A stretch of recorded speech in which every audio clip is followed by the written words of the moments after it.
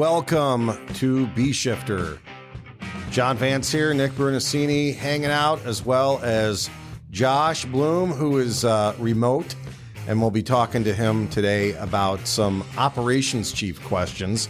As you know, we've been asking questions of the fire chiefs, and we're getting some questions that kind of delve into the ops chief category. So we thought we'd have Josh on today to talk to us a little bit about that and address those questions as well. So we're here at the AVB CTC, and we're using some equipment again for the first time. So whatever happens here, ladies and gentlemen, I guess I'm responsible for because I'm running the controls, but I don't know if I can be 100% trusted to do everything. How's it going, Josh? Going great. All right. Finally hit 80 degrees here in Cincinnati, so that makes it nice. Well, Josh, what we have today is some questions for the operations chief, and then Nick's going to give his take on some of this as well. So the first question that we have is, and we try to make this so we're not calling out the individual. So in case we don't want to cause problems for them, but they will get a Bruno OGIC t-shirt for sending in the question.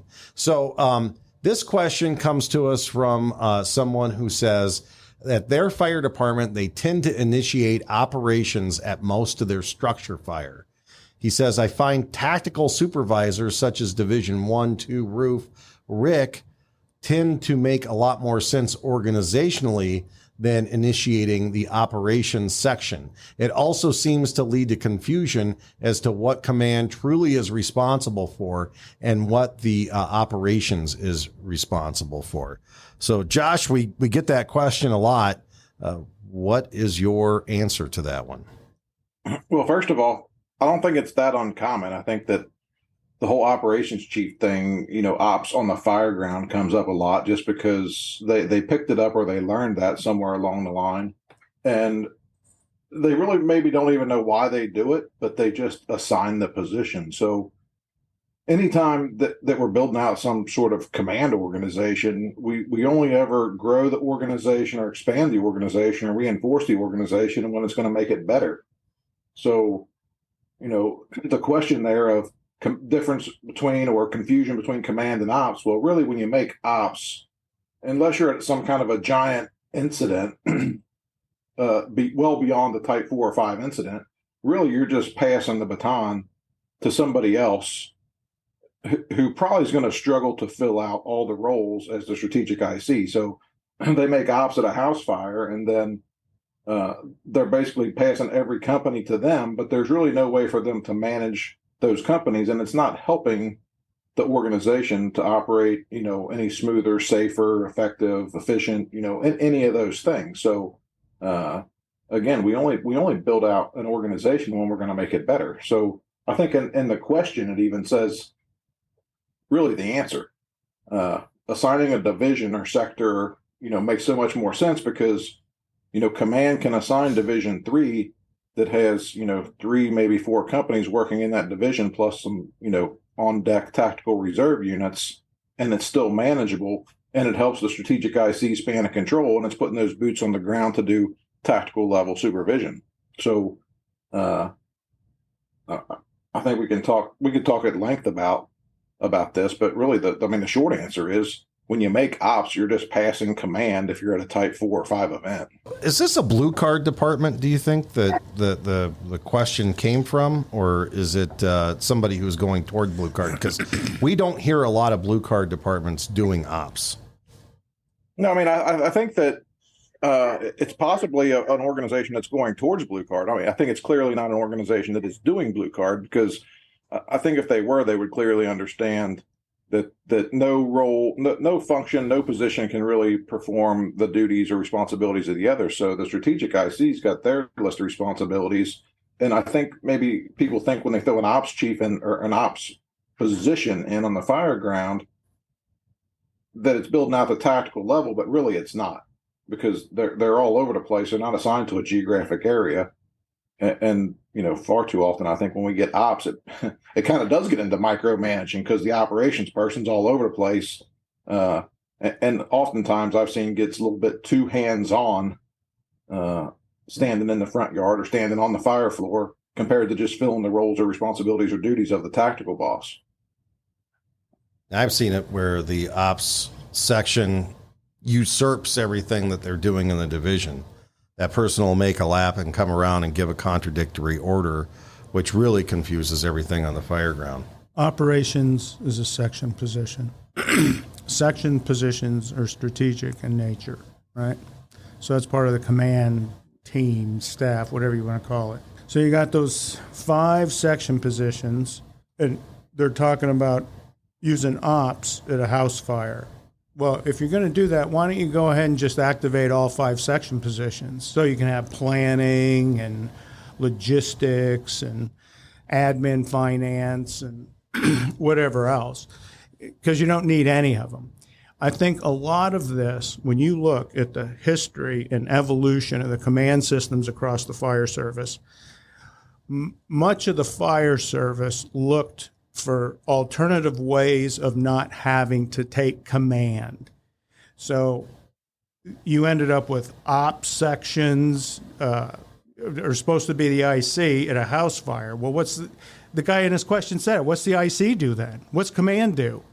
Nothing, because you gave all your strategic duties to the ops person. So the other one that they like is the safety officer. So the safety officer has to show up and make sure that it's all going to go the way it's supposed to. We've had some questions about that.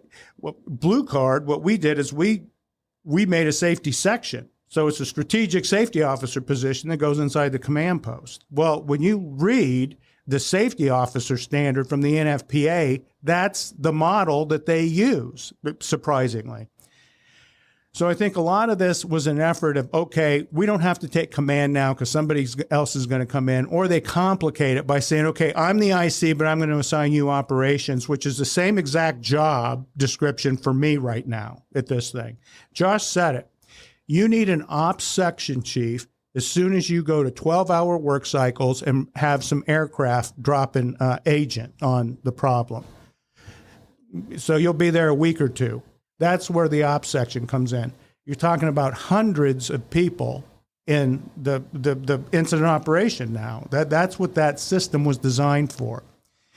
And then they would walk it back and say, oh, no, it's scalable.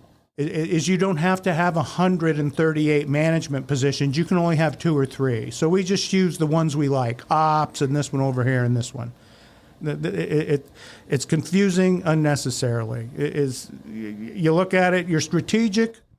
The most strategic officers that I worked with during my career in the fire service in a command post, the most efficient number was 5.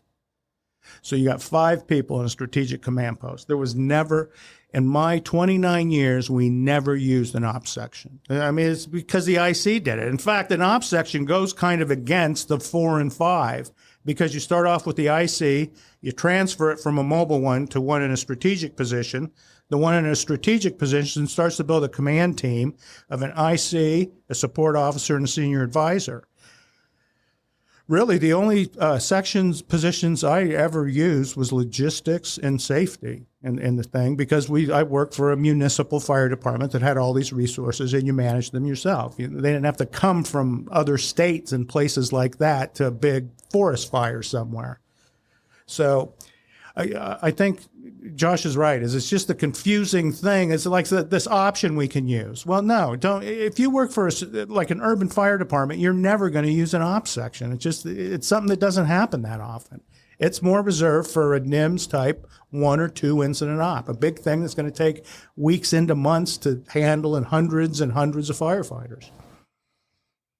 John, I think sometimes that they throw that out there because they just don't know what to do with somebody sometimes too. So, in our system, if we made Division 1, we would just send another person to be the support officer, or really to do that safety role, embedded safety piece. So you'd have 2 people in Division 1. Or if you had Alpha and Charlie, then you would have 2 people in Alpha and 2 people in Charlie. So I think there's just, a component piece missing with, training or what do you really do? And when somebody shows up, they just say, I'm going to make you ops because I don't know what to do with you. I think Nick hit on a little bit with the whole safety thing. Same thing. Somebody shows up, I'm going to make you safety. And then we know what happens with that over all of our careers. Depending on the person, that it becomes a freelance position and they just do whatever they want, or in some cases they just start embedding or saying things on the radio that really I don't need to know about, or if I do need to know about it, even better yet, then I'll just leave you in that sector division and pair you up with somebody, and you can just work there and be that support piece for, Charlie's side or whatever. Most of the structure fires, most of the incident operations I responded to during my career, even fires, working fires, we were not there for an hour. You get to the scene, you put the fire out and do whatever work you needed to do behind that. But that was it. We really didn't, we could have implemented these very large and expanded and arcane incident organizations, but we didn't because we weren't there long enough to do it. And for a while, for most of my career, when the operations division was managed by staff deputies, they had 3-ring binders in the command van for all the sections positions. And what it was is when they could take any of these staff deputies and they could plug them into the command post, and then they give them a 3-ring binder that had a bullet list of the duties of that position. And so it was almost like you had them in order. Okay, the first one I'm going to give you is logistics. That's the first one we're going to use. And then we're going to do whatever comes after that. And then ops would be the last one because that's the last thing we would ever put a section behind. But Josh said it, you're just making work for somebody that showed up to the scene, and you don't need them to do the work. We don't build the incident organization based off our department flow chart. You base it off the incident needs. So if it's a house fire that requires 4 companies total, it doesn't make an ounce of sense to me that you would make an operations section for that. It screws it up. It doesn't make it any more effective or efficient. It slows the whole thing down, creates too much redundancy. Nobody knows what they're doing. So when you run, you go through Blue Card and run through the CERT lab with the SIMs, there's no ops stuff. And you're getting, in my whole career, we would have incidents that would last 4 or 5 days sometimes, so it's a long duration thing. We never used an ops person. It was something we just never got into the habit of. And I'm not aware of any department that ever has used it the way it was designed to outside of a NIMS 1, 2, or 3 incident. That was a very mature explanation of what operations does, because I believe the last time we were in a class and someone asked about this, you just shrieked at them and had to leave and compose yourself. Yeah, I had a seizure halfway through my answer. And the guy asking the question was smarter. I think he was a certified civil engineer. And you're like, how big is your department? Well, we normally have like 5 or 6 companies on the scene. You're like, no, don't do that. It doesn't make any sense. It's almost like, okay, I'm going to buy a fire truck for EMS calls. Let's make them all crash rigs. Well, no, that's not what it's for. It's for airplane crashes. It's not for going on EMS calls. I think if those organizations that are doing that or having confusion with it, I think if they really said, why are we doing this, and sat down and tried to write on a piece of paper, why do we put ops in place? I don't know that they'd come up with an answer.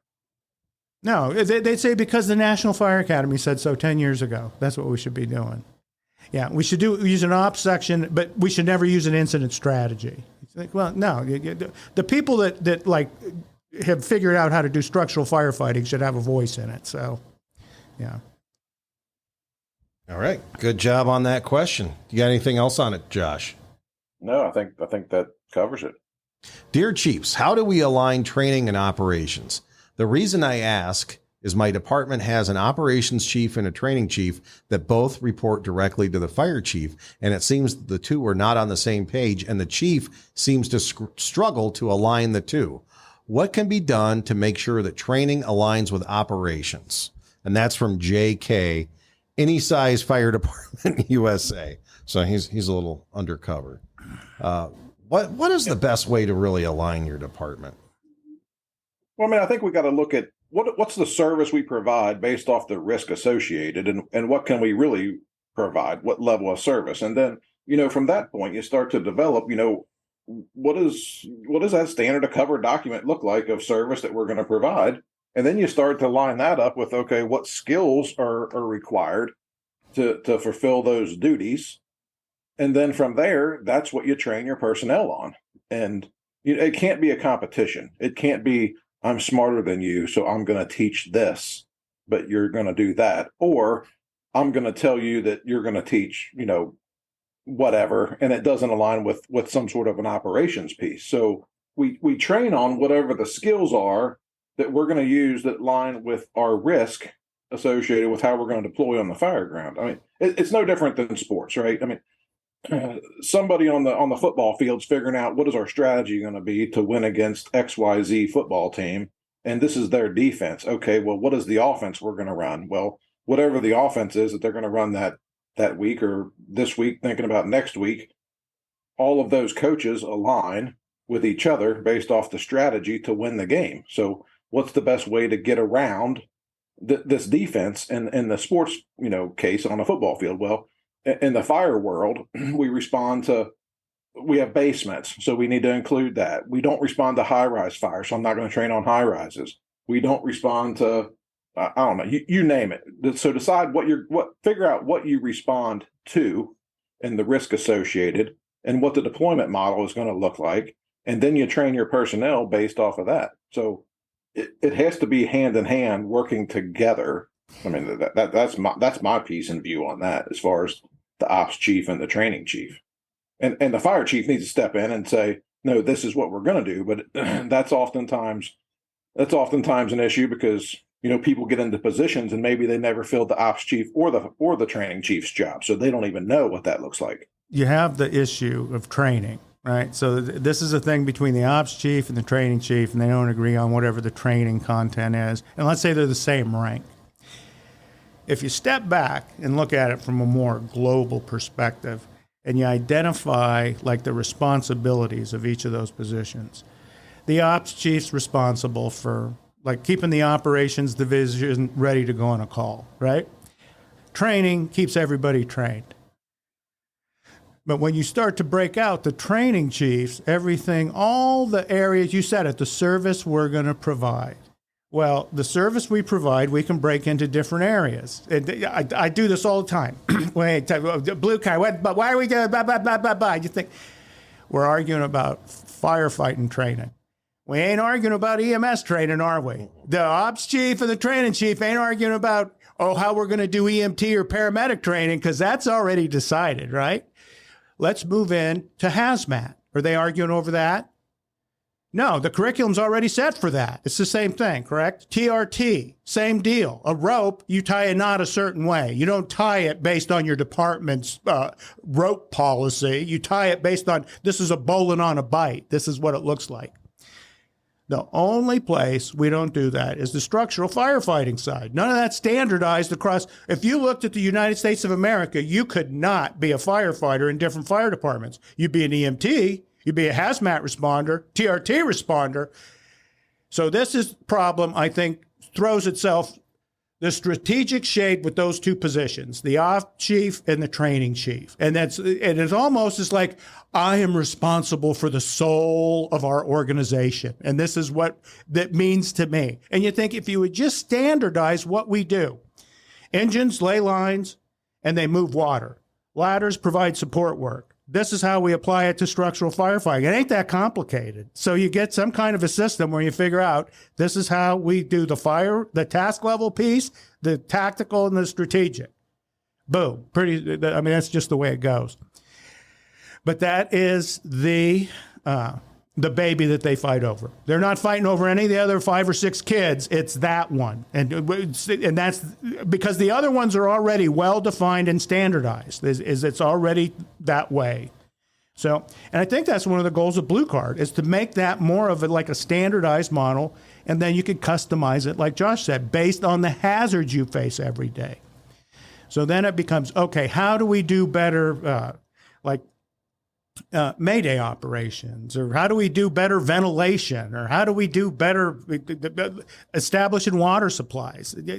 So that becomes the focus of it, which is a better thing than, oh no, I want to train alley loads and do this and this. And yada, yada, yada. So really, they agree on about 95% of what you're going to do because it's just not that different. I mean, there's only so many ways to establish a water supply or to put up a 24-foot ladder or to manage a division that has 4 companies working in it. I mean, it's the same everywhere. Well, no, it's different here. No, it isn't. It's the same firefighters. They use the same 15-minute air bottle. It's all the same. Yeah. That's why it gets better when we act like it's the same. Airplane pilots all fly the plane the same way. There's different kinds of planes that require different, pull up this way, push that way, but they all take off and land kind of using the same set of rules, and that's why it's safer to fly than it is to drive. So I think another piece of it is that the fire service needs to think about who's training our people and what training we send them to, because we send oftentimes task level employees come back to the organization after being at, whatever event. And they try to take everything that they learned there, and make it fit their organization. And then it gets pushed uphill a little bit. And then somebody says, well, yeah, we'll just grab onto that. And the person who grabs onto it oftentimes maybe is the training officer. And then they start allowing some of these actions. And then the ops chief finds out, from an incident when something happens, when they're reviewing it, like, when did we start doing X, Y, and Z, maneuver, or when did we start deploying in this way? So I think that's just another thing that we have to, that our industry needs to think about. I mean, I'm all about sending people out to find better ways and figure out new things, but it doesn't mean that they get to come back and just make that the new way at the organization without making sure that it aligns with what your own organization does. I mean, it's not a costume. The 3-person fire department engine is not the 5-person engine, and on and on and on. So you have to take those skills, whether it's a task level skill of some sort or some sort of a tactic, or whether it's, a command presence piece, whether you're the tactical boss or strategic IC or whatever it is. And it has to fit and align with all of your organization's things. And Nick, I think you're 100%, you're exactly right. 99% of the things that we do align and are the same, because fires are the same in Maine as they are in California. It's just some of those skill sets, don't align because of, building type or deployment or resources or when people arrive and timing and experience, and all those things line up. But I heard it, so it's got to be the gospel. So this is what I'm going to do. And then I think oftentimes we get sideways with that. You made the comment that they go out of town and then bring it back. And then that I saw this on the road and this is a better way to do this. One of the things we used to deal with was just the creativity of the workforce as it was, is they didn't need to go out of town. We had a policy, and the fire chief came up with this all on his own. So, and that answers both set of questions, really, that we've been asking here, is I worked most of my career with the fire chief who ran the operations division. I mean, that was why he was where he was at. So that took care of a lot of this stuff. But one of the policies we had is, because of the type of buildings we have in the city, is all the new roofs were lightweight with heavy tile on top of them. So our department made the policy that we were no longer going to operate on lightweight residential roofs covered in clay tile, right? So this, you can imagine the effect that had for many of the people that they longed to do this. There was, so this policy gets implemented, and it really wasn't that big a deal because it is a pain in the ass to vent one of those roofs anyway. And then once you do, there ain't much of a payday in it. So just the way the building's designed and built, it just doesn't work. We had a ladder company up north, and they decided that, okay, we passed this policy because the fire chief is so concerned about our safety on these, and we understand that. So what they did is they had a mid-mount platform, and they did a Spider-Man from the bucket. So what they did is they put a tether, and then they harnessed it onto the back of the firefighter with a roof, who was free hanging with the chainsaw. And then they float him over the roof to ventilate. So you almost like you could, if he just held his arms, locked them, the ladder, the engineer down could like retract the ladder, then move it a little bit to the other side, make the hole. I mean, basically yourself, almost like a video game. So we got a CTC, and somebody sends us a video. They're shooting this at a company training exercise. And it comes to us through the ops chief. So they didn't send it from like a battalion chief to a shift commander. It made its way from like the fire chief down to the ops chief down to us. And so what are you going to do about this? We said, okay, this is a one-off. We'll go talk to Captain Spider-Man and take his carabiners away, and we're not going to be doing this anymore. But there's an example of you're using the existing system to kind of to patrol the perimeter and kind of keep people within that box of what you're doing. So there's an example where ops just took care of its own business in the thing. We would have never thought to go to training academy with that, because it was, in fact, to answer your question, is we did our own training is kind of what happened. So we had a chief who was in charge of the training division, and they did training for the whole fire department. And then the ranking people in the operations division did the operations training for it. So the firefighter training came through the shift commanders at that point. And that cleaned all that up. The other thing I would say is if you're the chief and you have the opportunity to structure your own department, I would submit that having the training chief be a minor division within the organization that reports to a deputy chief of operations or somebody who's carrying a little more weight. Because what I see is happen sometimes is the training division tries to hijack what's going on because they do see something new, or they have a new hose load or some new thing they want to do. And those are typically some really gung-ho, upwardly mobile, they want to strike out on their own kind of guys. And typically the operations chief is somebody who is going to temper that a little bit and keep it in check and align it with the rest of the organization's goals. When I first started doing blue card and traveling all over, I saw the opposite thing happening a lot of times, especially in smaller fire departments, is the fire chief and the training chief would be buddies. And let's say it's not even a training chief. Let's say it's training captains in the thing. And so the fire chief is like, hey, we're going to do this program, whatever it is. For me, it was blue card because that's the reason I was there. So what happened is now the chief authorizes these 2 or 3 training captains, company officers, to go through and train the entire fire department in blue card. Well, you get BC sitting in the back of the room. Well, the BCs outrank the people that are given the chief's orders that this is what we're going to be doing. So they just come right out and say, no, we ain't doing that. We don't know who you think you are, but we outrank you. And I mean, they're just pretty direct about it. So that puts the fire chief in a position where, okay, I got to go back now and get everybody reloaded because this is what I want them to do. So, well, talking to Josh Blum, that there's somebody that may have happened to at one point. And then his chief was a little more clear thinking and direct in his approach, as he just promoted the training guy to outrank everybody and said, okay, now who's not going to do it? Well, that's a whole different thing. That's not as that's more direct, I guess. No, I mean, I think it comes down to, I mean, it's an organization and everybody's got to help each other. So, but I just think it starts with what's your risk and what kind of incidents are you responding to? And then that's what your training is going to look like. So right on. You want to do a timeless tactical truth? Yeah, absolutely. All right. There we go.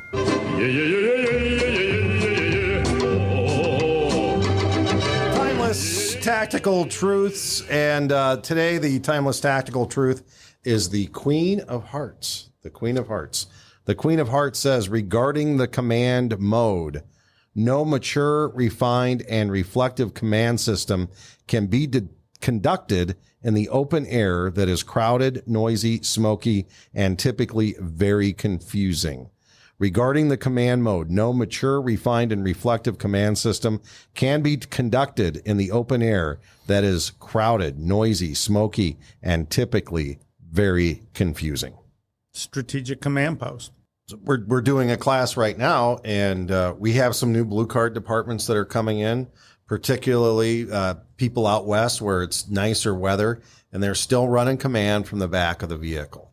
And they're still outside because one reason or another behind that. So even if you're tied to a vehicle with maybe even some headsets on, but you're outside in the elements where people can easily grab you, talk to you, you're breathing the CO from your vehicle. Let's talk about that a little bit.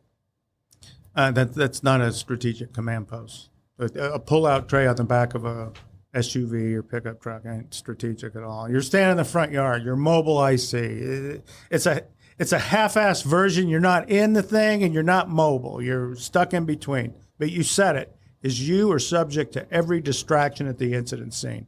You put a sign on yourself that says, kick me, because everybody walking by is going to engage you on the way to the fire. It's just not a good place to command from.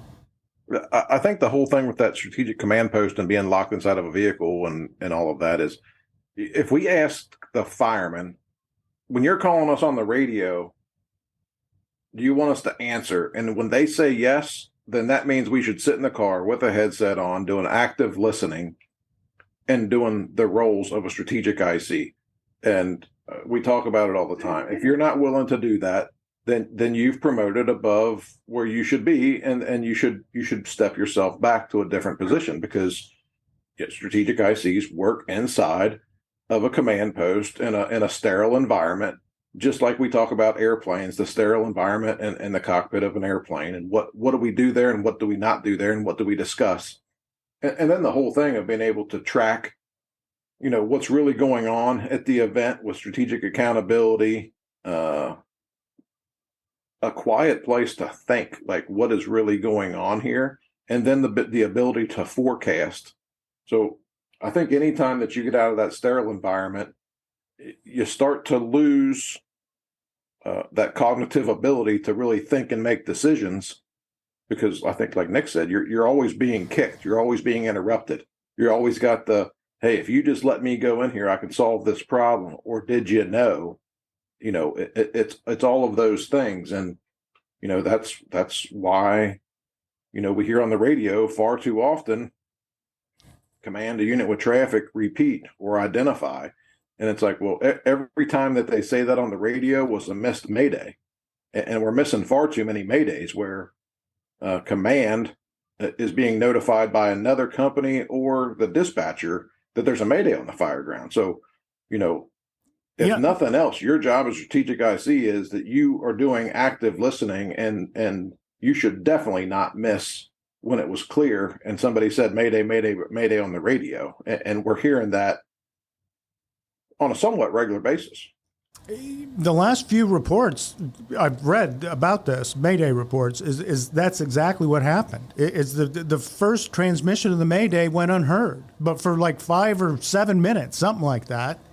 And it's because they're outside, standing in the front yard, shooting the shit with whoever's standing there. I mean, they're not paying attention to the radio. In some ways, it aligns with RIT. There's nothing rapid about standing over there talking to your buddy about what's going on at the incident, and in the back of your mind thinking, well, I'm not going to get to do anything here unless something really bad happens, which is, why we went to on deck, because it works, because the firemen are like, I'm going to be much more engaged if I know I'm the next one to get an assignment. I mean, the guys in Cobb County just shared that with us recently, that a company that wasn't like fully on board, wasn't drinking all the Kool-Aid with the whole on deck thing, committed to RIT and didn't want to change, but the fire department was going in a different direction. So they have an event, and this company that was slow to come on board is on deck, and because they knew they were the next ones to be assigned. They knew that they were probably about to be assigned because things weren't going.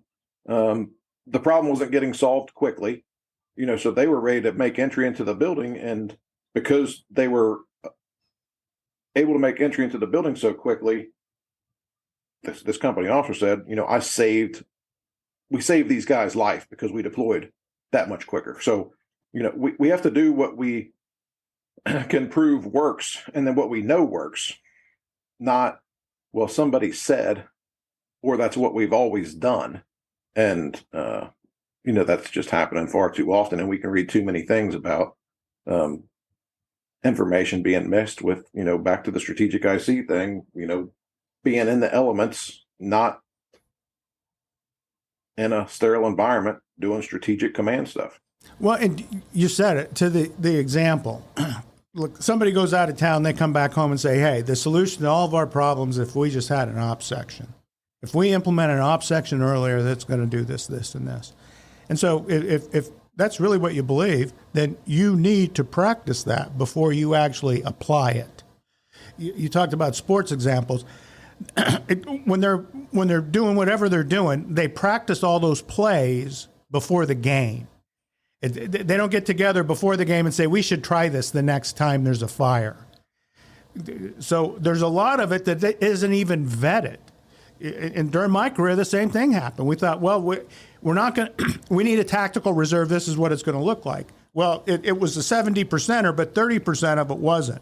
So that only took about 10, 15 years to figure out the 30% that was the downside to it.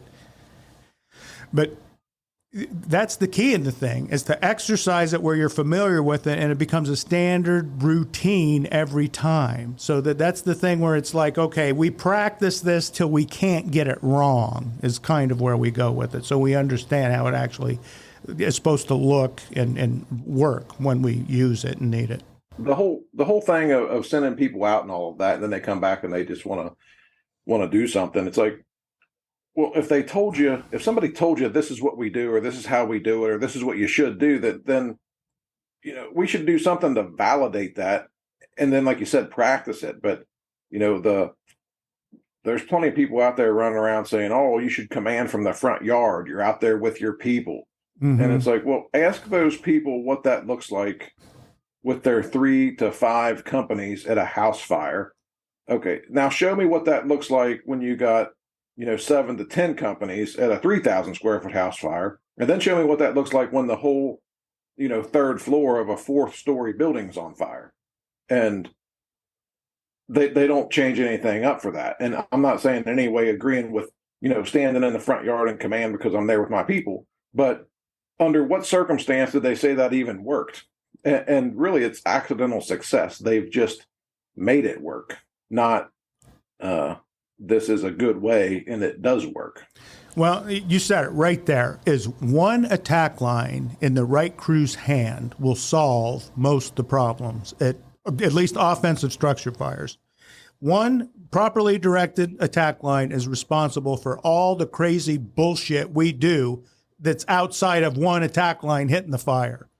Because you exercise all these ridiculous things that had nothing to do with the success of that attack line. And then we somehow transfer that and say, oh, we were doing this and this and this, and that's why it worked so well. No, it worked because the engine company took task level action, standard task level action that solved the problem. So this other stuff gets cooked in. It's just, don't worry about the engines when what they're going to do. This is tactical and strategic, and this is what it needs to look like. And you think, no, if it's disconnected from the task levels doing, then it's not strategically connected to it. Don't do it. This is, it doesn't make you special. It makes you dumb. Well, Josh, thanks for being on today and being our special Ask the Ops Chief guest. And if you have any questions for Josh in the future, or any of our other folks that have worked in operations, make sure to send those along. We would love to hear from you. That wraps up this B Shifter. Hopefully you can join us again next time around. Make sure to subscribe and tell your friends. Until next time, thanks a lot for listening to B Shifter.